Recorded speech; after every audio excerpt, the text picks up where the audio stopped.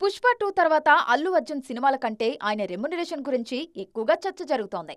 కేవలం మన దగ్గరే కాదు, నేషనల్ మీడియా సైతం బన్నీ పారితోషికంపై స్పెషల్ ఫోకస్ చేస్తుందంటే సీన్ ఏంటో అర్థమైపోతుంది. అట్లీ సినిమా కోసం ఈయన 200 కోట్ల రికార్డ్ పారితోషికం అందుకోబోతున్నారని తెలుస్తోంది. పుష్ప 2 సినిమాకు 300 కోట్లు అందుకున్నట్లు ఫోర్బ్స్ ఇండియా అప్పట్లో ప్రకటించింది. తాజాగా అట్లీ కోసం 200 కోట్ల పారితోషికంతో పాటు ప్రాఫిట్లో షేర్ తీసుకోనున్నారని తెలుస్తోంది. అలాగే ప్రభాస్ కూడా 3 ఏళ్ల కిందే సినిమాకు 150 కోట్లు తీసుకున్నారు.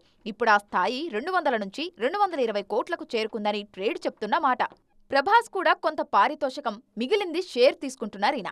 ఈ లెక్కన 200 కోట్లకు పైగానే ఉంటుంది ప్రతి సినిమాకు. పైగా వర్కింగ్ డేస్ కూడా 90 రోజులకు మించి ఇవ్వట్లేదు రెబల్ స్టార్.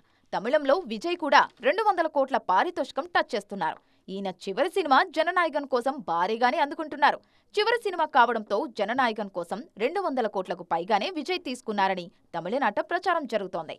పొంగల్ కానుకగా 2026 జనవరి 9న విడుదల కానుంది ఈ చిత్రం. ఈ ముగ్గురే కాదు, స్టార్ హీరోస్ అంతా రెమ్యునరేషన్ కంటే ప్రాఫిట్ షేర్ వైపు వెళ్తే నిర్మాతలకు కాస్త భాగం తగ్గుతుందేమో. అగ్రదర్శకులు ప్రస్తుతం ఇదే చేస్తున్నారు.